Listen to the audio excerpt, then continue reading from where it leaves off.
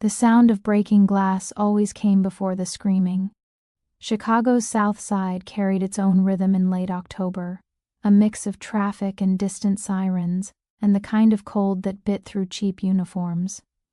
Inside Serafina, the restaurant smelled of red wine, a place where deals happened to avoid suspicion. Naomi Ribs moved through the dining room like smoke, black apron tied tight, dark hair pulled into a bun so severe it made her temples ache. At 29, invisibility was survival. She refilled water glasses, cleared plates, kept her eyes down though she saw everything. The alderman in booth 3 counting cash under the table. The lawyer whose clients never testified. The businessman who paid in diamonds. "More wine, sir." Her voice was soft, professional, practiced. The man barely looked up. Of course. Naomi poured carefully, noting the tension in the air tonight. Something felt wrong, like the moment before thunder splits open the sky. Across the dining room, Seo Junhua commanded attention without demanding it. At 34, he wore power like other men wore cologne, expensive and impossible to ignore. Tall, sharp in a dark suit, his presence made the room shrink. A scar cut through his left eyebrow, pale against bronze skin. He ran construction companies on paper, import businesses, real estate portfolios. But Naomi knew, like everyone who worked in places like this knew, that Seo Jun's real empire existed in shadows the law couldn't reach. Korean syndicates, protection networks, territory carved out with violence and silence. She'd worked at Serafina for 18 months, just another black woman serving rich people who barely saw her. She needed this job, needed the money for Betty's asthma medication, needed to stay invisible in a city where asking questions got you disappeared. But tonight, invisibility was about to shatter like the glass that would break before this shift ended. "Naomi." Vincent appeared at her elbow, the floor manager's face tight with something that looked like fear. "Table 12 needs service. Now, table 12, the corner booth, Seo Junhua's table. He specifically requested you." Naomi's pulse jumped. "He doesn't know my name." "He does now." Vincent's voice dropped. "Go. Don't make eye contact, don't speak unless spoken, too. And for God's sake, don't mess this up." She approached with menus and ice water, her face a mask of pleasant neutrality. Seo Jun sat with his fiancé and 2 men, all Korean, all watching her with the kind of attention that made her skin crawl. He didn't acknowledge her presence, just continued speaking to the woman beside him in rapid Korean, his voice cold and dismissive. Haerin Kang sat like a queen in a burgundy dress, beautiful in the way expensive things are beautiful, cold and perfect and untouchable. She glanced at Naomi and something ugly flickered across her face. "Look at this one," Haerin said in Korean, her voice dripping with contempt. "Like a dog waiting for scraps. Black women are always so obedient. Probably has 5 bastard children from different men. Good for cleaning toilets and spreading their legs. Nothing else." Her companions laughed, cruel and knowing. Seo Jun said nothing, neither agreeing nor stopping her, his face unreadable. Something furious ignited in Naomi's chest. She'd spent 3 years running from her past, from her mother's death, from everything she'd tried to forget, from the Korean her mother taught her in their cramped apartment in Seoul, the language that connected her to a woman murdered for trying to help others. She set down the menus, looked directly into Haerin's eyes, a violation of every unspoken rule of survival. In perfect Seoul-accented Korean, crisp and cutting, she said, "If you want to insult someone, do it in a language they don't understand. Or better yet, grow the courage to say it in English so everyone can hear what kind of person you really are." The restaurant went cold. Every conversation stopped. Silverware paused mid-air. Haerin's face drained of color, shock and rage warring across her features. Seo Jun's expression shifted from indifference to something sharp, unsettling, dangerous. Naomi didn't flinch. "You think you can talk about me like I'm nothing because I serve food, because my skin is dark, because you assume I'm powerless." I understood every word. And I'm telling you now, the only thing uglier than racism is cowardice. Haerin stood so fast her chair scraped against marble. "How dare you?" Her English was heavily accented, shaking with fury. I will have you fired. I will have you destroyed.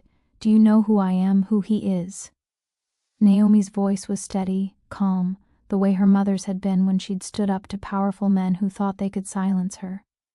"I know exactly who you are, and I know what I am, someone who won't let you pretend your cruelty is invisible just because you speak it in Korean." She turned to walk away, knowing she'd just ended her own life in this city, knowing it and not caring, because some insults you swallow and some you answer even when answering might cost you everything. Seo Jun stood slowly, towering over the table. His voice cut through the silence. "What's your name?" "Naomi Ribs." He leaned closer, close enough that she could smell expensive whiskey, and something darker beneath it, violence barely contained. "You just made the most interesting mistake of your life, Naomi Ribs." He threw $100 bills on the table, grabbed Hae-rin's arm, and walked out. His men scrambled to follow. The entire restaurant erupted in whispers. Vincent appeared, his face ashen with terror. "Pack your things. You're done. Do you have any idea what you just did?" But Naomi was watching Seo Jun's retreating figure, watching the way he paused at the door, looked back once, his eyes locked on hers across the crowded restaurant, and something in her gut told her this was far from over. She'd just spoken to a mafia boss's fiancé in Korean, called her a coward in front of Chicago's most dangerous man, shattered every rule of survival she'd built. Why had she done it? Because her mother died trying to help women no one else would help, and silence had killed her just as surely as the staged car accident. Because Betty was watching, even from miles away, even without knowing, watching to see if her mother would teach her to bow or to stand. Because some lines you don't cross back over once you've crossed them. Welcome back, my beautiful souls and kindred spirits. Before we dive in, go ahead and subscribe, like, and share where you're watching from. It always warms my heart to see our storytelling family stretch across the world. Every click, every comment, every bit of love you give helps us keep uncovering these unforgettable stories together. So find your quiet place, settle in, and let me take you somewhere you've never been before. Seo Jun couldn't sleep. He stood at the floor-to-ceiling windows of his penthouse overlooking Lake Michigan, the city's lights scattered below like broken promises. 3 a.m, and Chicago still breathed, still moved, still lived with its particular brand of beautiful violence. But all he could see was her face. The waitress who'd looked his fiancé in the eye, the woman who'd spoken perfect Korean and called Hae-rin a coward in front of his men. He pressed his palm against the cold glass, trying to ground himself in something real. His reflection stared back, scar cutting through his eyebrow, eyes shadowed with something he refused to name. Obsession.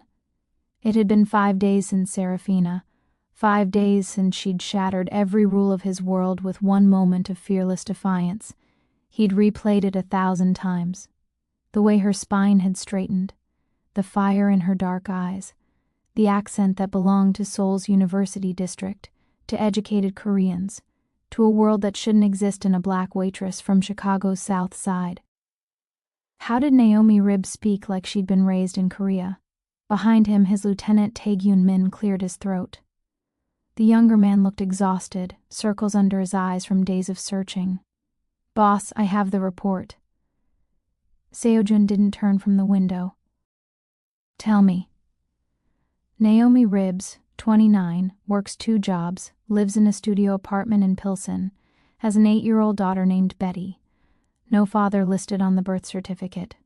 Tae-gyun paused. Employment history is clean. No criminal record, no debt, no gang affiliations. She's invisible. No one is invisible. Seo Jun's voice was cold. "Keep going. That's the problem. She appeared in Chicago 3 years ago with almost no records before that. No employment history, no credit cards, no social media presence. It's like she materialized out of nothing." Seo Jun turned slowly. 3 years ago. Before that, there's barely anything. A few sealed court documents I couldn't access, medical records from a free clinic, an address in Detroit that doesn't exist anymore. Tae-gyun hesitated. "Boss, people who hide this well are either running from something or protecting something. Usually both. Seo-jun moved to his desk where Tae-gyun had laid out printed documents, photographs, timeline charts. He picked up Naomi's employee photo from Serafina. She was beautiful in a way that didn't demand attention. Smooth dark skin, intelligent eyes, mouth set in a line that suggested she'd learned early to swallow words that might get her killed. Hair pulled back severe, but it was her eyes that held him. Even in this staged photo, there was something there. Defiance, exhaustion, the look of someone who'd survived something terrible. The daughter. Tell me about her. Betty Ribbs, 8 years old, attends Lincoln Elementary, has asthma. Naomi works 2 jobs to afford her medication. No father involved, no family support, it's just the 2 of them. Tae-gyun pulled out another document. This is where it gets interesting. I found one sealed court document from 3 years ago. Name change petition. What was her name before? Tae-gyun's face was grim. The record is sealed, but I have a contact in the clerk's office. It took some convincing. He slid a paper across the desk. Her birth name is Naomi Choi.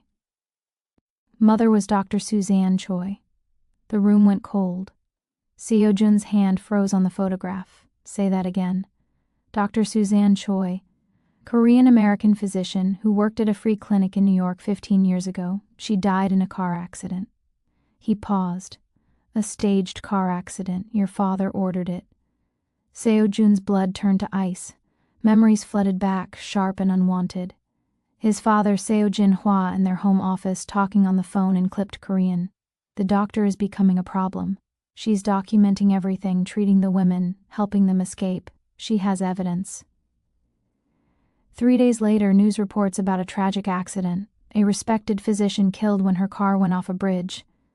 His father had opened champagne that night.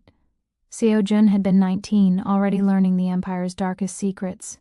Find out everything about Dr. Choi. Everything about what my father did. And find out if Naomi knows who I am. Sir, if she knows, if she's been planning something, this could be a trap. Seo-jun finished. I know. That's why we need answers. He looked at the photograph again, at Naomi's exhausted eyes. If she recognized me at the restaurant, if she knows what my father did to her mother, why would she work at a place where she'd eventually see me? Why risk exposure? Maybe she didn't have a choice, Tae-gyun suggested. Or maybe she's been waiting for the right moment. Either way, we can't let her disappear. Seo-jun made a decision that would change everything. Bring her to me, tonight. Not hurt, not scared, just brought here. Tell her it's protective custody, that insulting Hae-rin publicly has made her a target. Boss, is that true? Hae-rin wants her dead. The Kang family doesn't forgive public humiliation, so we're not entirely lying. Seo-jun's voice was cold. But the real reason is I need to know what she knows. And I need to know why a dead woman's daughter speaks Korean like a native and looked my fiancé in the eye like she had nothing left to lose. What about the kid? Watch her. Discreetly. Make sure she's safe.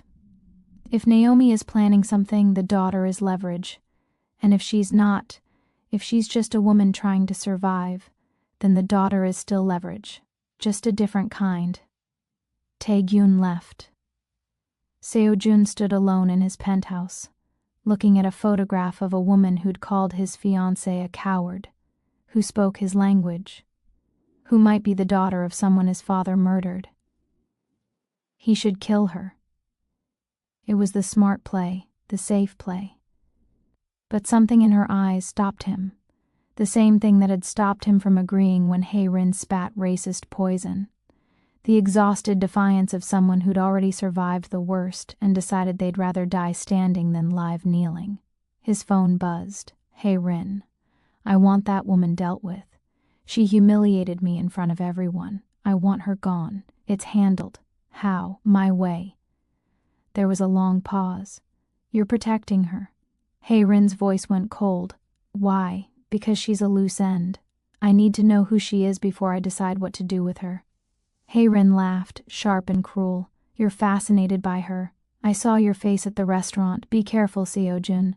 Fascination is weakness. And weakness gets you killed. She hung up. Seojin stared at his reflection in the dark glass. Hae-rin was right about one thing. He was fascinated, but not for the reasons she thought.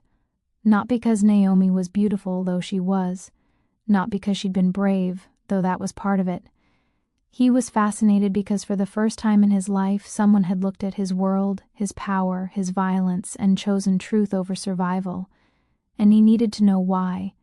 Needed to know if she was an enemy or something more dangerous. A mirror. Naomi was putting Betty to bed when she heard the cars pull up outside. 3 black SUVs, windows tinted, engines purring like predators. Her heart stopped. She kissed her daughter's forehead, tucked the blankets tight around her small body. "Baby, I need you to stay in bed no matter what you hear, okay? Mama." Betty's eyes were wide, frightened. She'd learned to recognize danger early, the way children in their world did. "It's okay. Everything's going to be okay." Naomi lied because that's what mothers do. She stepped into the hallway just as her apartment door opened. Not knocked. Opened. The lock had been picked in seconds. 4 men in dark suits filled her tiny living room. Professional, armed, terrifying in their calm efficiency. Tae-gyun Min stepped forward, his face carefully neutral. "Naomi Ribs, yes. You need to come with us." "Why?" "Mr. Hua requests your presence. It's protective custody. Your actions at Serafina have made you a target of the Kang family. We're here to ensure your safety." Naomi's laugh was hollow. "Protective custody. Is that what we're calling kidnapping now? This can be easy or difficult. The choice is yours. But you're coming either way." "My daughter. She's 8 years old. She has asthma. She can't be alone. She won't be alone. We have people who will watch her, keep her safe. You have my word nothing will happen to her as long as you cooperate." Naomi looked at the 4 armed men, at the expensive suits and cold eyes. She thought about running, about screaming, about fighting. But she'd learned long ago that fighting men with guns only got you killed faster. And Betty needed her alive. "Fine. Let me get my coat." She grabbed her jacket, checked on Betty one more time. Her daughter was pretending to sleep, little body rigid with fear under the blankets. Naomi wanted to scream, to burn the world down, to do anything except walk out that door. But survival meant making impossible choices. It always had. "I'll be back soon, baby. I promise." She didn't know if she was lying. The drive to Seojin's penthouse took 20 minutes through Chicago's dark streets. Naomi sat in the back of the SUV, flanked by silent men, watching the city pass by. She knew where they were going before they arrived. Everyone knew where Seo Junhua lived. The building was all glass and steel luxury apartments that started at $3 million. The kind of place where doormen wore tailored suits and residents never saw their neighbors. They took her up a private elevator that required a key card. The doors opened directly into the penthouse. Naomi stepped into a space that looked like it belonged in an architecture magazine. Floor-to-ceiling windows overlooking the lake. Minimalist furniture in black and white. Art that was probably worth more than she'd make in 10 lifetimes. And standing by the windows, backlit by the city's lights, was Seo Junhua. He turned slowly. In the restaurant, he'd been intimidating. Here, in his own space, he was terrifying. Not because of his size or his scar or his reputation, because of the way he looked at her, like she was a puzzle he intended to solve no matter what it cost. "Ms. Ribs, thank you for coming." Naomi's voice was steady despite the fear crawling up her spine. "I didn't have much choice." "No, you didn't." He gestured to a chair. "Sit, I'm fine standing." "Sit, it wasn't a request." Naomi sat. Tae-gyun and the others left silently, closing the door behind them. She was alone with the most dangerous man in Chicago, and no one knew where she was. "Your daughter is safe," Seo-jun said, as if reading her mind. "I have 2 people watching your apartment. They're professionals. They won't hurt her. They're just there to make sure no one else does." How considerate. Naomi's sarcasm was a defense mechanism she couldn't stop. "Kidnap me, but watch my kid." "I told you, this is protective custody. You humiliated Hae-rin Kang in public. The Kang family doesn't forgive that. They will come for you. so this is for my own good. Seo-jin smiled, cold and sharp. This is for my curiosity. The protection is just convenient cover. At least you're honest. He moved closer, studying her face like she was evidence at a crime scene. Where did you learn Korean? Night school. Try again. A boyfriend. Your accent is too perfect, too educated. You speak like someone who grew up in Seoul, probably in an academic environment. So I'll ask again, where did you learn? Naomi met his eyes. Why does it matter? Because I need to know who you are. And right now, Naomi Ribs, you're a woman with no past who speaks my language perfectly and had no fear when you challenged my fiancé. That makes you either very dangerous or very stupid. And I don't think you're stupid. Maybe I'm just tired, Naomi said quietly. Tired of being invisible. Tired of swallowing insults. Tired of watching people like her treat people like me as if we're less than human just because they can. He studied her for a long moment. Your mother. Tell me about her. Naomi's heart stopped. She kept her face carefully neutral, but she felt her breathing change, felt the micro-expression she couldn't quite control. My mother is dead, I know. How did she die? Car accident. When I was 16. Naomi's voice was flat, practiced. This is the lie she'd told for years. Where? New York. What was her name? Naomi hesitated for half a second too long. Susan Ribs, you're lying. The name change happened 3 years ago, Naomi. I know your birth name is Naomi Choi. I know your mother was Dr. Suzanne Choi. And I know how she really died. The room spun. Naomi stood abruptly, her chair scraping against marble. You don't know anything. I know my father had her killed. Seo-jin's voice was quiet, devastating. I know she worked at a free clinic in New York. I know she treated trafficked women, documented their injuries, collected evidence against the people who hurt them. I know she became a problem. And I know Seo-jin Hwa ordered her car off that bridge. Naomi couldn't breathe. 15 years of running, of hiding, of burying her past, and in 5 minutes this man had ripped it all open. How long have you known who I am? Since the restaurant. I didn't. Until 5 days ago, I had no idea Dr. Choi had a daughter who survived. But now I do, and now I need to know if you've been planning revenge, if you recognized me, if your presence at Serafina was coincidence or strategy. Naomi laughed, the sound breaking. You think I planned this.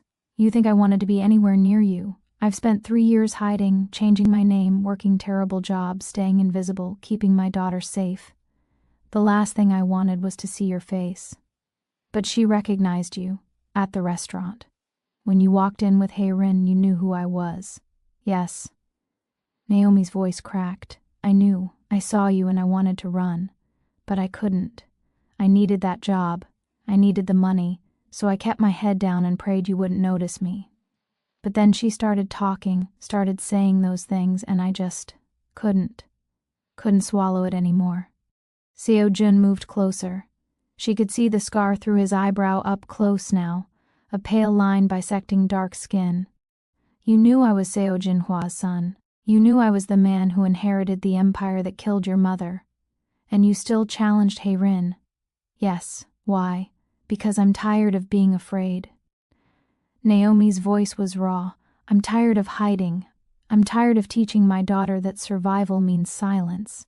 My mother died trying to help people, and I've spent 15 years running from that. But when I heard Hae-rin talk about me like I was nothing, I realized I'd rather die speaking truth than live swallowing lies. Even if the truth gets you killed, even then. They stood there, 2 people connected by violence and blood and secrets. Seo-jun's expression was unreadable. If you wanted revenge, if you wanted to destroy me, why haven't you? I have nothing. Naomi's laugh was bitter. No evidence, no proof, no power. What am I going to do? Go to the police and say the son of a dead mobster's father killed my mother 15 years ago in a staged accident? They'd laugh me out of the station. So you decided to survive instead. I decided to protect my daughter. That's all I've been doing for 3 years. Working, hiding, trying to give her a life that doesn't include knowing her grandmother was murdered for helping people. Seo-jun turned back to the windows. My father was a monster. I've known that since I was old enough to understand what he did. Human trafficking, extortion, murder. He built an empire on suffering and called it business. And when he died, I inherited all of it. The money, the territory, the blood. Did you continue it? The trafficking? No. Seo-jun's voice was cold. That was the first thing I ended. Shut down every operation, burned every contact, made it clear that anyone in my organization involved in moving people would end up in the lake. But ending it didn't erase what he did. Didn't bring back the women who died. Didn't bring back your mother. Why, Naomi asked. Why end it if you're just another gangster? Because I'm not my father. Seo-jun turned to face her. Because I saw what he was, what he did, and I decided I'd rather die than become that. I'm not a good man, Naomi. I've killed people. I've hurt people. I run an empire built on violence. But I draw lines, and trafficking is a line I won't cross. My mother would say that's not enough. Probably. He almost smiled. She sounds like she was brave. She was. Naomi's throat was tight. She was everything. She taught me Korean so I'd understand my heritage, worked herself to exhaustion at that clinic because she believed everyone deserved care, documented everything because she thought the truth mattered, and it got her killed. Does your daughter know? About your mother, about who I am? No. Betty thinks her grandmother died in an accident. She doesn't know about you, about your father, about any of this. Good, keep it that way. Seo-jun moved to a bar cart, poured 2 glasses of whiskey. Children shouldn't carry their parents' wars. He offered her a glass. Naomi took it, surprised. You're not going to kill me. I haven't decided yet. His honesty was almost refreshing. But killing you solves nothing. If you wanted revenge, you've had 3 years to take it. If you have evidence, killing you probably triggers it to be released. And if you're just a woman trying to survive, killing you makes me exactly what my father was. So what happens now? Now, Seo-jun said slowly, you stay here, where I can watch you, where Hae-rin can't get to you, where I can figure out what to do with a woman who knows too much and has every reason to destroy me. I'm a prisoner. You're protected. Call it what you want. Naomi drank the whiskey.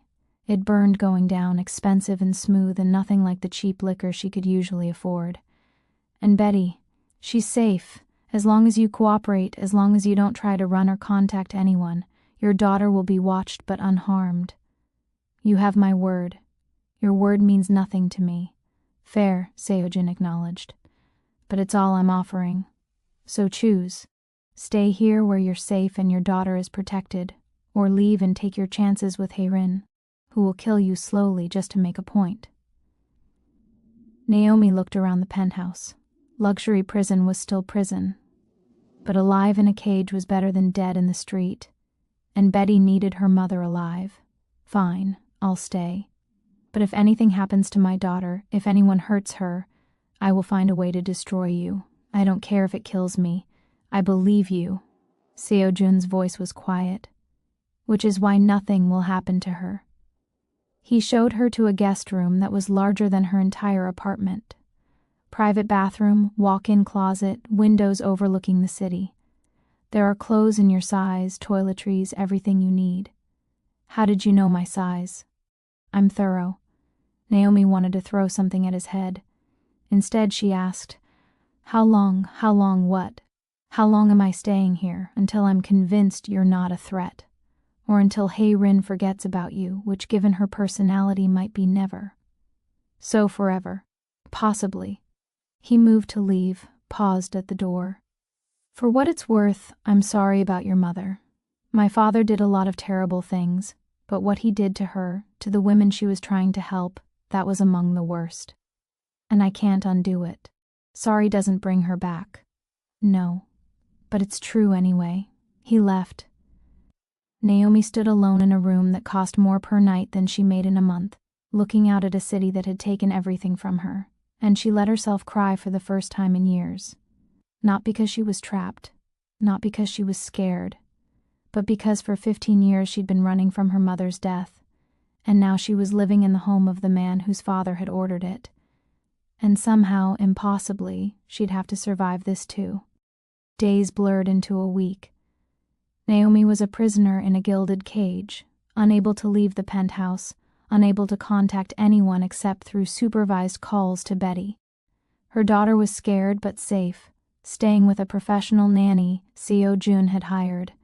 The woman was kind, patient, made sure Betty got to school and took her medication, but Betty cried every night asking when Mama was coming home. "Soon, baby. Mama promises. Soon." Naomi didn't know if she was lying. Seo Jun was gone most days, running his empire from offices she never saw. But at night he returned, and something strange started happening. He'd pour whiskey, sit across from her in the living room, and talk. Not interrogate, talk. At first Naomi stayed silent, hostile, refusing to give him anything. But loneliness was a specific kind of torture, and eventually she started answering. He asked about Betty, about what it was like raising a daughter alone, about the fear of not having enough money, of working 2 jobs and still coming up short. She asked about his father, about what it was like growing up in that world, about inheriting violence and trying to reshape it into something less monstrous. They were careful at first, circling each other like fighters looking for weakness. But slowly, over whiskey and late nights, and the strange intimacy of captivity, they began to see each other. Not as victim and captor, not as daughter of the dead and son of the killer, but as 2 people trapped by their father's choices, trying to survive the weight of inherited guilt. "Tell me about the day your mother died," Seo Jun said one night. "Why?" "Because I need to understand what my father took from you." Naomi stared at her glass. It was a Tuesday. I was 16. She'd been working late at the clinic. She called me before she left, told me she loved me, said she'd be home soon. She never made it. The police said she lost control on a bridge. But my mother was the most careful driver I'd ever known. She never lost control of anything. You knew it wasn't an accident, not immediately. But later, when I found her files, her notes, I realized she'd been documenting everything. Names, dates, photographs of injuries. She'd built a case against your father's trafficking operation. And 3 days before she was going to take it to the FBI, her brakes failed. Seo Jun's face was stone. I was 19. I didn't know about the trafficking yet. My father kept that part of the business secret from me until I was 21. By then your mother was already dead. Would you have stopped it, if you'd known? I don't know. His honesty was brutal. I'd like to think yes, but I was young and loyal and stupid. I believed my father was building something legitimate, that the violence was just part of the transition from criminal enterprise to legal business. I didn't understand that some men build empires on suffering because they enjoy it. When did you find out about the trafficking? 6 months before my father died. I was going through financial records, found discrepancies, offshore accounts, shell companies, payments that didn't make sense. I started digging and found everything. The shipping manifests, the routes, the women. He drank sharp and fast. I confronted him. He laughed, said I was naive, that this was how real power worked, that if I wanted to lead someday I needed to stop being weak. What did you do? Nothing. Seo Jun's voice was hollow. I did nothing. I told myself I'd change it when I took over, that I'd dismantle it from the inside, but the truth is I was a coward. I let it continue for 6 more months until my father had a heart attack. And then, when I inherited everything, I burned it all down. But by then dozens more women had been moved, hurt, disappeared. And I carry that. Does burning it down make you a good person? No, it makes me slightly less monstrous. There's a difference. Naomi studied him. This powerful, dangerous man who ran half of Chicago's underworld. He looked tired, haunted, like someone who'd been carrying weight too long and was just starting to realize he could never put it down. Do you ever wish you could walk away? From all of it, every day. So why don't you? Because the alternative is worse. If I walk away, someone else takes over. Someone who doesn't have lines they won't cross. Someone like my father. So I stay. I control the territory. I keep the worst impulses in check, and I tell myself that managing violence is better than abandoning people to it. That's a prison too, Naomi said quietly, just a different kind. Yes. He looked at her. We're both prisoners of our father's choices, aren't we? Yours for dying for her principles, mine for living without any. My mother wasn't perfect, Naomi said. She was obsessive, single-minded. She neglected me and my sister because she was so focused on helping other people. But she believed truth mattered. That documentation, evidence, speaking up, that it could change things. Did it? Change things, it got her killed. But, Naomi paused, the women she helped, some of them survived, got away, made new lives. So maybe it did change things, just not the way she hoped. Seo-jun was quiet for a long moment. I have her files. Your mother's files, the evidence she collected. My father kept them as trophies, proof of a problem he'd eliminated. When I took over, I found them in his safe. Medical records, testimony, photographs, everything she died trying to expose. Naomi's breath stopped. You have them, yes. Why didn't you destroy them? Because, Seo-jun met her eyes, they're proof of what he was. Proof that she was right to try to stop him. And destroying them would make her death meaningless. I keep them as a reminder of what I'm trying not to be. Can I see them? Tomorrow, if you want. Tonight I just wanted you to know they exist. That your mother's work wasn't lost. Naomi felt something crack inside her chest. For 15 years she'd believed her mother died for nothing. That all that evidence and documentation had disappeared with her into the lake. But it existed. Proof that Dr. Suzanne Choi had been right. Had been brave. Had mattered. She started crying and couldn't stop. Seo-jun didn't move, didn't try to comfort her. He just sat there, this man whose father had killed her mother, and let her grieve. Eventually she wiped her eyes. Sorry. Don't be. He poured more whiskey. Grief doesn't need apologies. They sat in silence, two people bound by violence and loss and the complicated weight of inherited trauma. And something shifted between them, something dangerous and impossible and entirely inappropriate given that she was his prisoner and he was her mother's killer's son. But loneliness makes people do desperate things. And in the dark of his penthouse, surrounded by the city that had taken everything from both of them, they started to build something that shouldn't exist. Connection, understanding, the first fragile threads of something that might become trust. 3 weeks into her captivity, Seo-jun showed her the files. They sat at his dining table as he opened a locked case and pulled out folder after folder.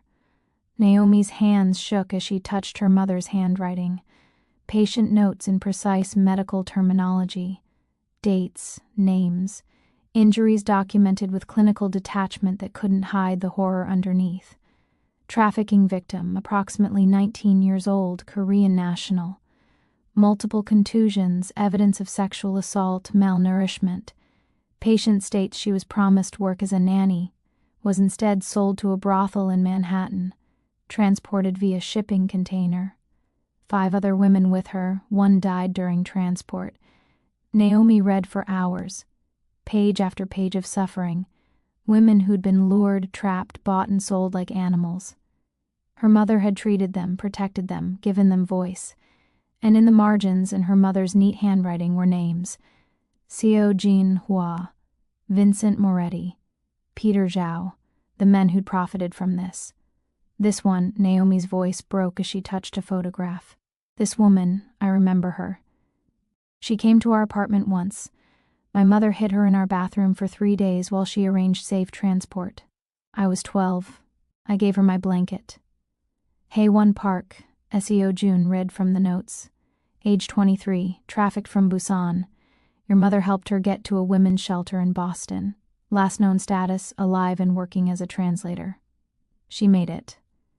Because of your mother. Yes. Naomi kept reading, kept seeing her mother's careful documentation, The evidence that would have destroyed Seo Jin-shua if it had reached the FBI. The proof that Dr. Suzanne Choi had been murdered to protect monsters. She found a letter dated 3 days before her mother died. To my daughters, if you are reading this, then something has happened to me. I have made powerful enemies by treating women no one else will help. I have documented crimes that certain people would kill to keep hidden. If I die unexpectedly, know that it was not an accident.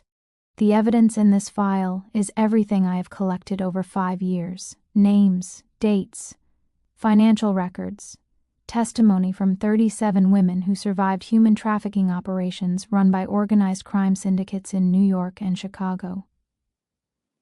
I am taking this to the FBI next week. I know the risks.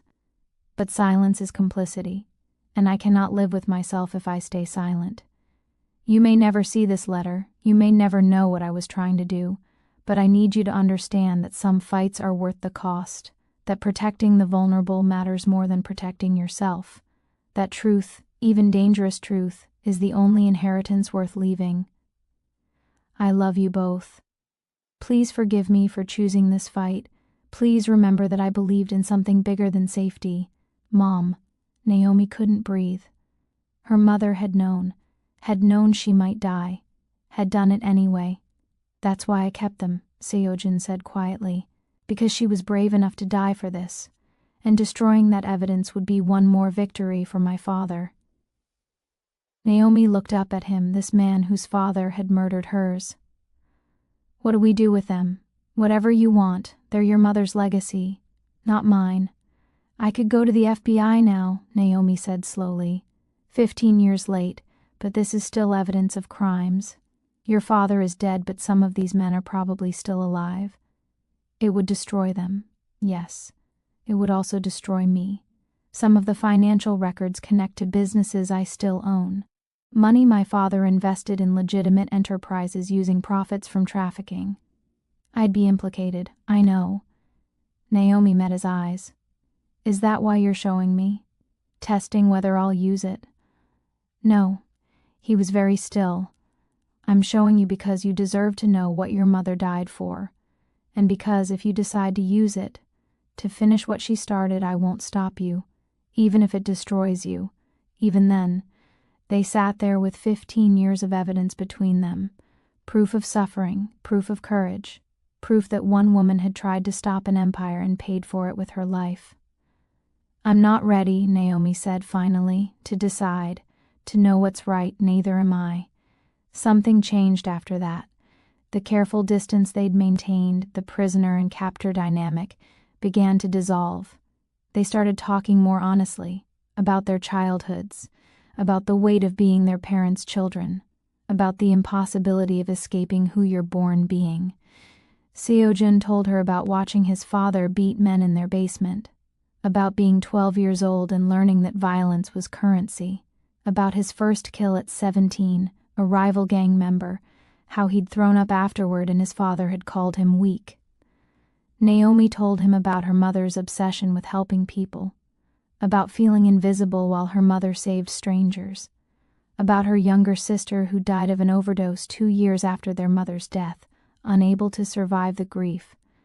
They compared scars, his from fights and territorial wars, hers from poverty and raising a child alone while running from a past that wouldn't stay buried. And slowly, impossibly, they began to care for each other, not despite the violence between them, but somehow because of it. Two people who understood that survival sometimes means becoming someone you'd never choose to be. One night, a month into her captivity, Naomi found him on the balcony at 3 a.m. He was smoking, something she'd never seen him do, staring out at the city. Can't sleep, she asked. Never could. He didn't look at her. I keep seeing them, the women in your mother's files, wondering how many I could have saved if I'd been brave enough to stop my father sooner. You were a kid. I was 19, old enough to know better, old enough to do something. Naomi stood beside him. My mother was brave enough to die, but not brave enough to live. She threw herself into saving others because she couldn't fix herself. She ignored her own daughters while protecting strangers. So even heroes are complicated. Everyone is complicated. Seo-jun finally looked at her. That's what your mother understood, that people are complicated. The women she helped, they weren't perfect victims. Some of them had been criminals themselves. Some had lied and stolen and hurt people. But she helped them anyway because she believed everyone deserved a chance to survive. Do you believe that? I don't know what I believe anymore. His voice was raw. I thought I was building something better than my father, but I'm still running an empire built on violence, still profiting from things I claim to oppose, still a criminal pretending to have principles. You ended the trafficking. That's something. It's the bare minimum of human decency. That's not redemption. Maybe there is no redemption, Naomi said quietly. Maybe there's just choices. You can't undo the past. You can't bring back the dead. You can't erase what your father was or what you've done. But you can choose what you do next. And what should I do next? She looked at him, this dangerous, complicated man who kept her mother's evidence instead of destroying it, who'd imprisoned her but protected her daughter, who was honest about his own monstrosity. I don't know, but I know you're not your father, and I know my mother would say that's where change starts. They stood there in the cold Chicago night, and something passed between them, an understanding, a connection that shouldn't exist but did anyway. And when Seo-jun reached for her hand, Naomi didn't pull away. They became lovers 6 weeks into her captivity, and both of them knew it was wrong on every level. She was his prisoner. He was the son of her mother's killer. Their relationship was built on captivity and violence and inherited trauma. But loneliness and understanding and the strange intimacy of two broken people recognizing themselves in each other created something neither could resist. Seo-jun was careful with her, gentle in ways that contradicted his reputation. He asked permission, moved slowly, made sure she wanted this. And Naomi, who'd spent 3 years touching no one, being touched by no one, let herself fall into something that felt like connection, even if it was built on impossible foundations. Afterward, lying in his bed, she asked the question that had been haunting her. Why haven't you let me go? You know I won't hurt you. You've read the files. You know I have no power. Because I'm selfish. His honesty was brutal. Because you're the only person who knows what I am, and doesn't expect me to be better or worse than I actually am. Because when you look at me you see a man, not a monster or a savior. Just a man trying to survive his father's legacy. And I didn't want to lose that. That's not fair to me. No. He turned to face her. Nothing about this is fair. You're here against your will. You can't see your daughter whenever you want. You're sleeping with the son of the man who killed your mother. There's no universe where this is fair or right or justified. Then let me go. I can't. His voice cracked. Not yet. Hae-rin will kill you. The Kang family doesn't forget. And beyond that, beyond the practical reasons, I can't let you go because I'm in love with you. And I know that's the most selfish thing I could say. But it's true. Naomi's breath stopped. You don't love me. You love that I understand you. There's a difference. Maybe. But I wake up thinking about you. I come home because you're here. I imagine futures that shouldn't exist. That's love, even if it's built on captivity. She should have been angry. Should have told him love built on imprisonment isn't love at all. But she was tired of lying, tired of hiding from complicated truths. I think I might love you too, and I hate myself for it. I know. They lay there in the dark, two people who shouldn't fit together, who did anyway, bound by violence and blood and the messy reality that people can love the wrong person for the right reasons. Everything collapsed on a Wednesday morning when Hae-rin showed up at the penthouse unannounced. Seo-jun was at a meeting. Naomi was alone, reading, wearing one of his shirts. The elevator opened and Hae-rin walked in like she owned the space, followed by 2 bodyguards. Her face was fury wrapped in expensive clothing. So it's true, she said in Korean. You've been keeping her here, playing house with the waitress who humiliated me. Naomi stood slowly. You need to leave. I need to leave. Hae-rin's laugh was sharp. This was supposed to be my home. We're engaged, and he brings his whore here instead. I'm not leaving. Then I'll call security. Do it. Hayren pulled out her phone. But first let me show you something. She threw photographs on the table, images of Naomi as a child standing beside a woman.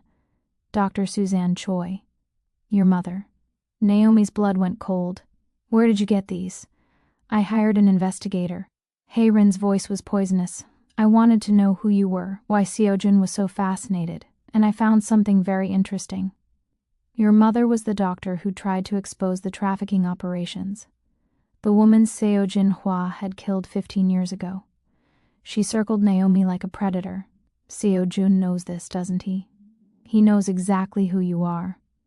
And he's been keeping you here anyway, playing some sick game with the daughter of his father's victim. Get out. Naomi's voice shook. Oh, I'm leaving. Hayren smiled. But not before I share what else I found. She pulled out more documents. Medical records, testimony, names and dates. Your mother documented everything, including this. She pointed to a specific page. Patient name, Kang Seo Hwa. Age 19, trafficked from Busan, status deceased. Naomi read the name, Kang Yu. Hayren's voice cracked. My aunt, my father's little sister. She disappeared when I was 5. The family always believed she ran away, but she didn't. She was kidnapped, sold, moved through your mother's clinic, and she died in a brothel in New York. Naomi's hands shook. I'm sorry, your apology means nothing. Hayren's face was twisted. Your mother documented my aunt's suffering, wrote down every detail, and then she died before she could do anything about it. So my aunt's death was meaningless. Documented suffering isn't the same as justice. It wasn't meaningless. My mother tried. She was going to expose everyone. That's why she was killed. Hayren grabbed the documents. And now I'm going to use this. I'm going to tell my father exactly what happened to his sister. That Seojun Hwa trafficked her. That your mother knew and documented it. And that Seojun has been protecting you, the daughter of the woman who had evidence that could have destroyed his father's empire. Don't. Naomi stepped forward. This will start a war. Good. Hayren headed for the elevator. Maybe a war is what we need. Maybe burning everything down is the only way to cleanse what these men built. You'll destroy Seojun. He deserves to be destroyed. For protecting you. For choosing you over the alliance. For making me look weak. She paused at the elevator doors. When my father finds out what you are, what your mother knew, he'll come for both of you, and I'll watch. The elevator closed. Naomi stood alone in the penthouse, knowing everything was about to shatter. She called Seojun immediately. He answered on the second ring. Hayren knows. Knows what? Everything. My mother. The files. Your father. She has evidence that her aunt was one of the trafficked women. She's going to tell her father. Seojun was silent for a long moment. I'm coming back. Stay inside. Lock everything. Don't open the door for anyone. He hung up. Naomi looked at the photographs Hayren had left behind. Her mother, herself as a child, and a young woman who must have been Kang Seo-hwa before she disappeared into a nightmare that killed her. The cycle of violence was about to come full circle, and Naomi knew, with terrible clarity, that she and Seojun were standing at the center of it. Seojun returned within the hour. His face was stone. How much does she know? Everything. Naomi showed him the documents. She hired an investigator. Found my mother's files somehow. And she found this. The record of her aunt. Kang Seo-hwa. Seojun read the page, his jaw clenched. This changes everything. The Kang family will want blood. My blood. Yours. They won't care that I ended the trafficking. They'll only care that my father killed their daughter. What do we do? There's only one option. He met her eyes. We run. Take Betty and disappear. I have resources, safe houses, new identities. We can be gone in 6 hours. And live in hiding forever. Like I've been doing for 3 years. Yes. Naomi looked at him. At this man she'd come to love despite every reason not to. Or we fight. With what? We have no power. Your mother's files. Seojun's voice was cold. We use them. Release everything. Every name, every crime, every piece of evidence she collected. We burn down my father's empire posthumously. We expose everyone involved, including the Kang family. That will start a war. It'll start justice. Naomi's voice was steady. My mother died trying to expose these people. She built this case to destroy trafficking networks. If we run, if we hide, she died for nothing. But if we release it, if we finish what she started, maybe her death means something. It'll destroy me too. I know. Naomi stepped closer. Some of those financial records connect to you. You'll be implicated. You might go to prison. Probably will. And you're okay with that. She touched his face. My mother believed truth was worth dying for. You've been trying to build something better than your father. Maybe this is how. Maybe destroying the whole system, including yourself, is the only way to actually change anything. Seojun pulled her close. You'd really risk everything. For justice, for my mother, for the women in those files, for your aunt Seohwa. She looked up at him. And for you, so you can finally stop carrying your father's sins, so we can both stop running. They made the decision together. Seojun called Taegyun and his most trusted people. They spent the night copying files, creating redundancies, preparing to release 15 years of evidence to federal prosecutors, journalists, human rights organizations. If anything happened to them, if they were killed before they could act, the files would automatically release. By dawn they were ready, and Seojun's phone rang. It was Kang Do-yoon, Hae-rin's father, the head of the Korean syndicate that controlled the East Coast. His voice was cold fury. You've been protecting the daughter of the woman who documented my sister's death. Yes, and you thought this was acceptable. I thought ending the trafficking that killed her was acceptable. Your father profited from my sister's suffering, and you inherit his guilt. No, Seojun's voice was steel. I inherit his empire, but I don't inherit his choices. I shut down every trafficking operation the day I took control. I've spent 10 years trying to undo the damage he caused. That doesn't bring Seohwa back. Nothing brings anyone back. But I have evidence.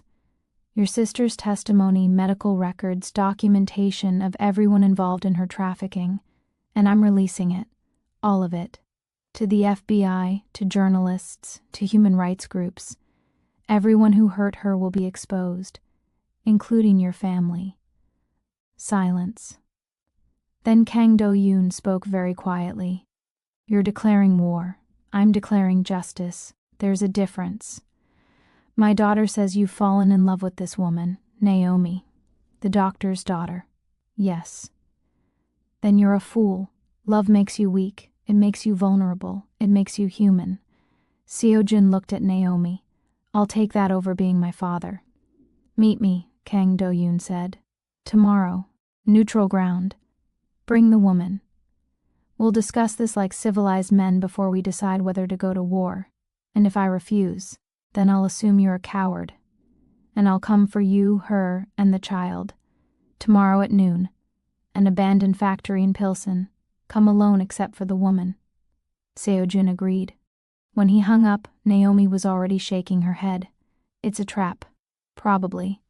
So why are we going?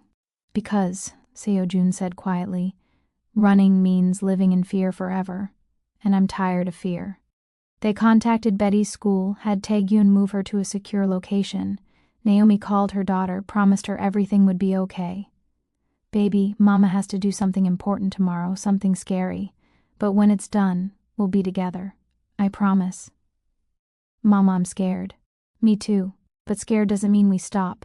It means we're brave anyway. Grandma taught me that. The grandma I never met. Yes.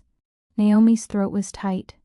Your grandma was the bravest person I ever knew, and tomorrow I'm going to finish what she started. The next day, they drove to the abandoned factory. Seojun had people positioned around the perimeter, ready to respond if things went wrong. But they walked in alone, Naomi beside him, carrying a USB drive with copies of everything. Kang Do-yoon waited inside with 10 men. He was older than Seo Jun, maybe 60, with steel gray hair and eyes that had seen too much. Hye-rin stood beside him, her face triumphant. So this is the waitress who started everything. Kang Do-yoon studied Naomi. You speak Korean? Yes, sir. Like a native. Where did you learn? My mother taught me.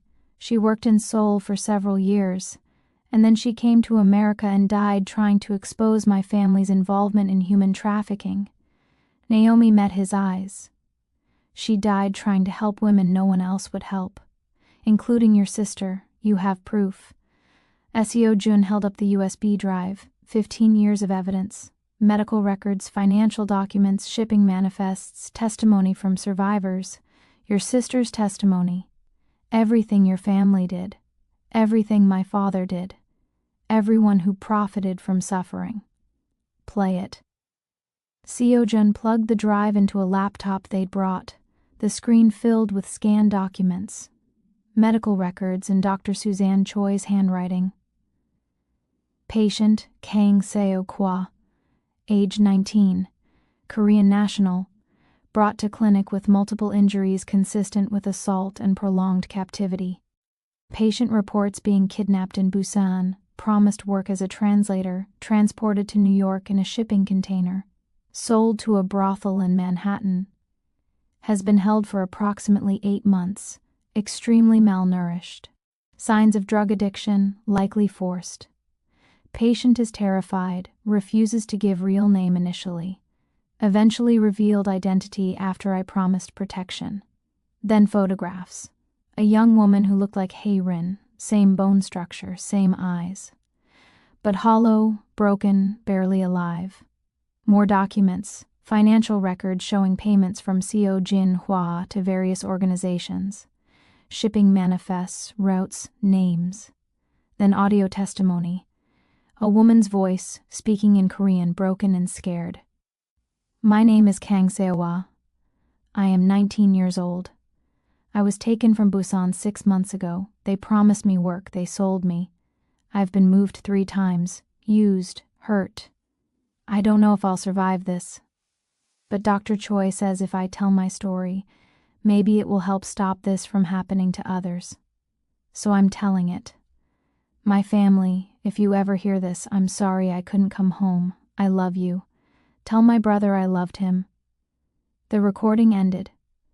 Kang Do-yoon stood very still, his face a mask, but Naomi saw his hands shaking. When did she die? 3 months after that recording, Seo Jun said quietly. Overdose in a brothel in Manhattan. By the time Dr. Choi got her out of the initial location and into protective care, Seo Hwa was severely traumatized and addicted. She tried to recover. But the damage was too deep, so my sister died in agony. Kang Do-yoon's voice was hollow. And your father profited from it. Yes. And Dr. Choi documented it all, was going to take it to the FBI, but my father had her killed 3 days before she could. Kang Do-yoon looked at Naomi. Your mother tried to save my sister. She tried to save a lot of people. She died trying. The silence in the factory was suffocating. Then Hye-rin spoke, her voice cutting. So now you see. Seo Jun has been protecting the daughter of the woman who knew our family's shame. He chose her over our alliance. Over you, over everything. That makes him a traitor. No. Kang Do-yoon's voice was quiet. That makes him a man trying to fix his father's sins. He looked at Seo Jun. You ended the trafficking, all of it, every operation, every route, every contact. I burned it all. Why? Because my father was a monster, and I didn't want to be him. Kang Do-yoon studied him for a long moment. My sister died because men like your father saw women as commodities, because families like mine looked the other way when it was profitable, because the system protected predators. He turned to Naomi. Your mother tried to expose us all, yes. And if I release this evidence, it will destroy my family's reputation, will expose our involvement, will bring federal investigations that could dismantle everything we've built. Yes. Then why are you here instead of just releasing it? Because, Naomi said carefully, I wanted you to know the truth first, to see your sister's testimony, to understand what my mother died trying to stop, and to give you a choice. What choice? Justice or revenge? Naomi's voice was steady.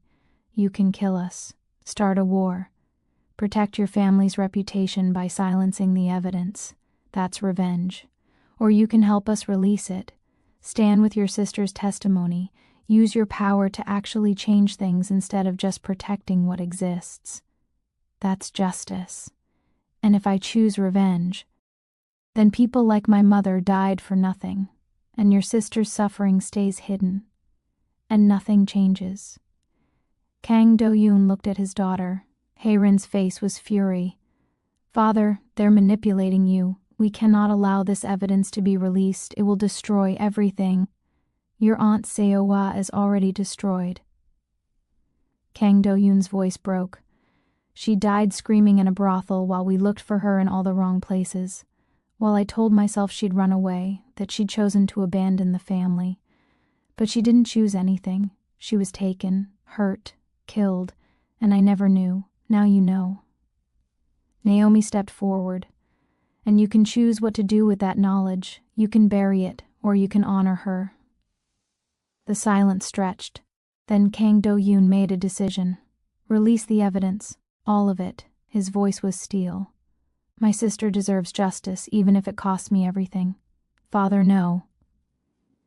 Hae-rin grabbed his arm. It's decided. He pulled away from her. I've spent 30 years wondering what happened to Seo-wa. 30 years of guilt and grief and not knowing. Now I know, and I will not let her suffering be meaningless. He turned to Seo-jun. You will give me all the evidence. I will work with you to ensure it reaches the FBI, journalists, human rights organizations.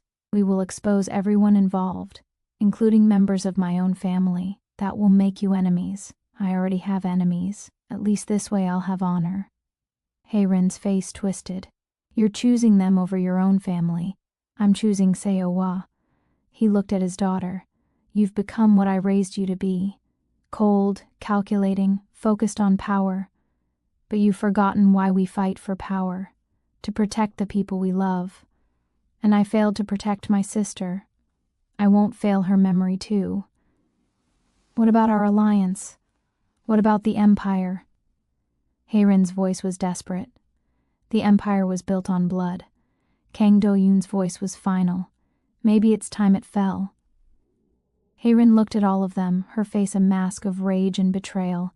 Then she pulled a gun. If you won't protect this family, I will. She aimed at Naomi. Seo-jun moved instantly, putting himself between them. Don't. Hae-rin's hand shook. You chose her over me, over everything. I chose to stop the cycle. His voice was calm. My father hurt your aunt, killed Naomi's mother. I can continue that violence or I can end it. I'm choosing to end it, even if it costs you your empire, even if it costs me my life. Hae-rin's finger tightened on the trigger, and Kang Do-yoon moved, grabbing her wrist, forcing the gun down. Enough. He took the weapon from her. His voice was gentle but firm. I know you're angry. I know you feel betrayed. But killing them won't bring Seo-wa back. Won't fix what our family did. Let them go. Hae-rin jerked away from him. You're all weak. She spat the words. Love, honor, justice. These are the things that get you killed. Maybe. Naomi's voice was quiet. But silence and cruelty kill something worse. They kill your humanity. Hae-rin looked at her father, at Seo-jun, at Naomi. Her face was a mixture of fury and something that might have been grief. Then she turned and walked away. Her father let her go. They released the evidence that night. 15 years of documentation went to federal prosecutors, investigative journalists, and human rights organizations simultaneously. Dr. Suzanne Choi's work finally saw the light. The fallout was immediate and catastrophic.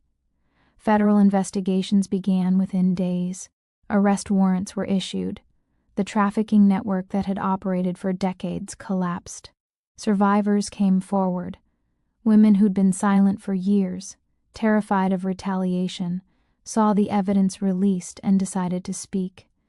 Their testimony corroborated everything Dr. Choi had documented. Seo Jun's organization was gutted. Multiple lieutenants were arrested. His business holdings were frozen. Federal prosecutors offered him a deal: testify against everyone involved and serve reduced time, or stay silent and face decades in prison. He chose to testify, told everything he knew, gave up names, locations, financial records. He cooperated fully, knowing it meant destroying what remained of his empire. The Kang family fractured. Kang Do-yoon publicly acknowledged his sister's death and his family's involvement in trafficking operations. It cost him everything. Half his organization turned against him. The other half splintered into warring factions. But he stood by his choice, honoring Seo Hwa's memory over protecting his power. Haerin disappeared. Some said she fled to Korea. Others said she'd been killed by rivals who saw her father's cooperation as weakness. No one knew for certain. Naomi testified publicly, told her mother's story, explained how Dr. Suzanne Choi had spent 5 years documenting suffering, trying to help women no one else would help, showed the world what one person's courage looked like and what it cost. Betty watched from the audience, too young to fully understand but old enough to know her grandmother had been brave, that her mother was brave, that sometimes doing the right thing meant risking everything. Seo Jun was sentenced to 12 years. Reduced from life because of his cooperation, his ending of trafficking operations, his testimony that helped convict dozens of others. But 12 years was still 12 years. The day before he was supposed to report to prison, Naomi visited him at the penthouse one last time. They stood by the windows overlooking the city, the place where this had all begun. "I'll wait for you." Naomi's voice was steady.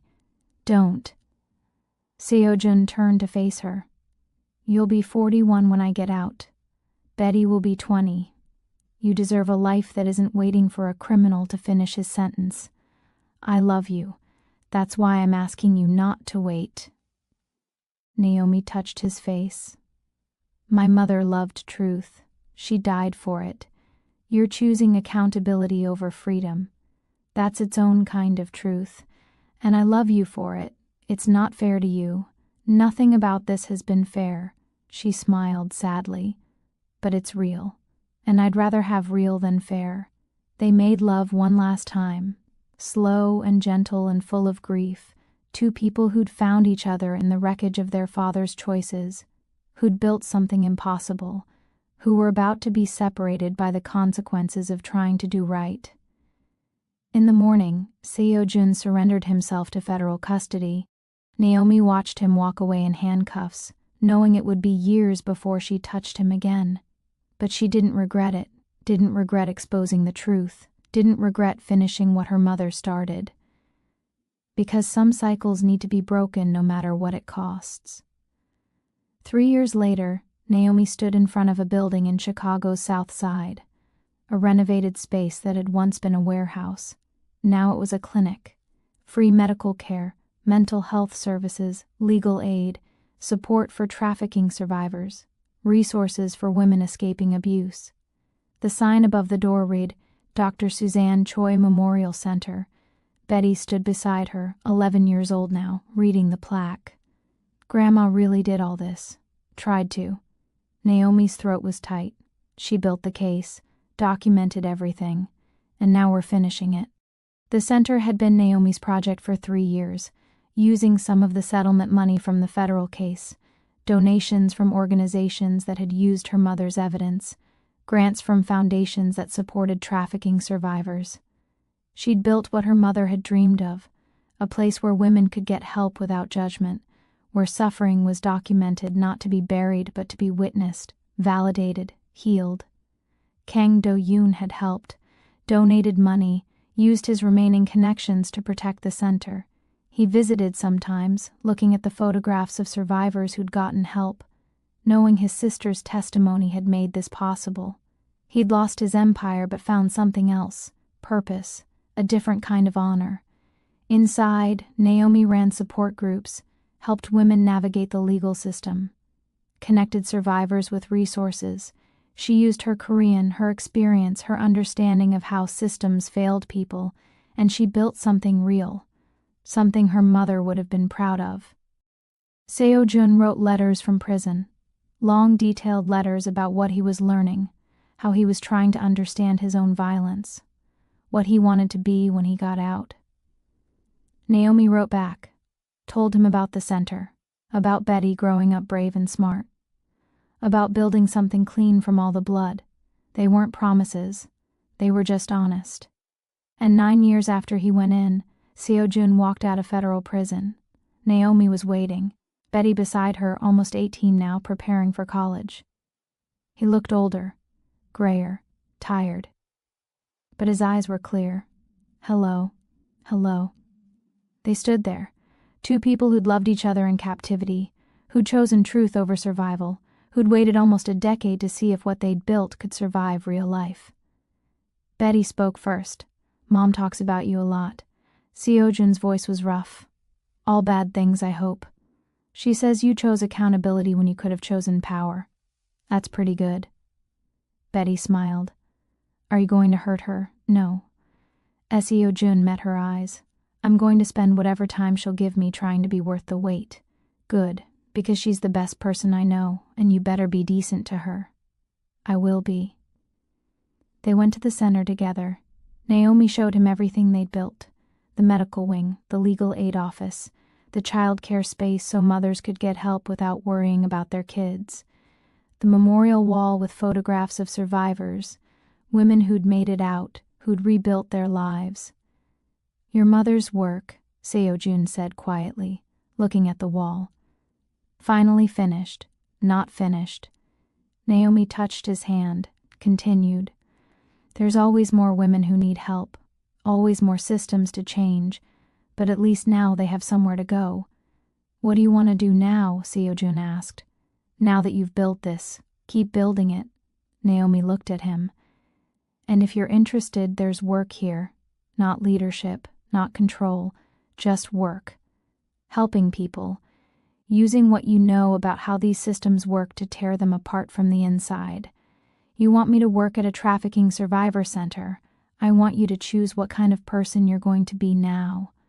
He studied the memorial wall, women his father had hurt, women Naomi's mother had tried to save, the weight of inherited guilt made visible.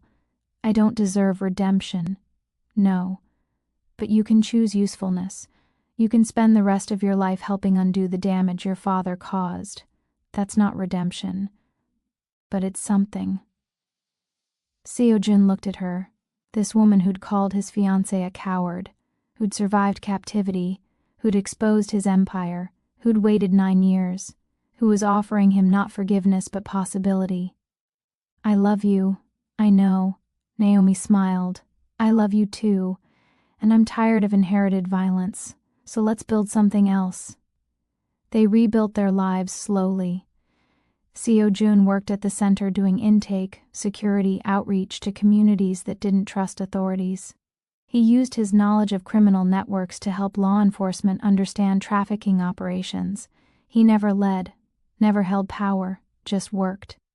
Naomi ran the center, expanded services, trained staff, testified at trials, became a voice for survivors. She was no longer invisible, no longer hiding. She'd stepped into the legacy her mother left and made it her own. Betty went to college, studied medicine, came back to work at the center, continuing what her grandmother started, building on what her mother built. The cycle transformed. Kang Do-yoon died 4 years after Seo-jun's release. He left his remaining money to the center, a final act of honoring his sister. Hae-rin never reappeared. Some mysteries stayed mysteries. The final scene happened 12 years after Seo-jun walked out of prison. Naomi and Seo-jun married quietly in a small ceremony at the center. No grand gestures, no expensive celebration, just a commitment made between two people who'd survived impossible things. Betty officiated. Kang Do-yoon's son, who'd become an advocate for trafficking survivors, attended.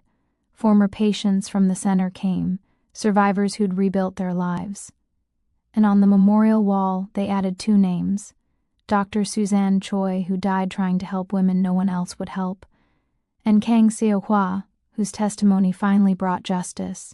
Seo-jun stood in front of those names with Naomi beside him. We didn't fix everything.